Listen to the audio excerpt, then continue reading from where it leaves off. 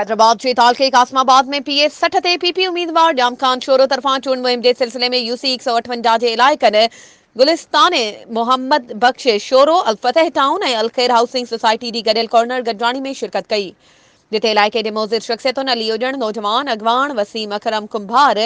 सदाम हुसैन कुंभार, सनाउल्ला शेख, निजामुद्दीन बिजारानी और मुनीर अब्बासी ऐं ॿियनि तरफ़ां जाम खान शोरो ऐं ॿियनि अगवाननि खे अजरकूं पाराए भरपूर आजियां कई ऐं सवन की तादाद में इलाइक़े वासी गॾु थिया ऐं कॉर्नर गडजाणी जलसे जी सूरत अख्तियार करे वई। उन मौक़े ते पीपी उम्मीदवार जाम खान शोरो जलसे के खिताब कंदे चयो त गोट मोहम्मद बख्श शोरो अलफतेह टाउन जा मुंहिंजा दोस्त भाइर वॾा पाकिस्तान पीस पार्टी जा वर्कर शहीद बीपी जा सिपाहियो अस्सलाम वालेकुम जीए भुट्टो आओ तमाम घणो थोरो ई तो आहियां तव्हां दोस्तन जो जिन हमेशा हिते हिन गोठ में अलफतेह टाउन में शानदार प्रोग्राम रखंदा आहिनि, चवंदा कॉर्नर मीटिंग जो आहिनि त थींदो जलसो आहे ऐं आओ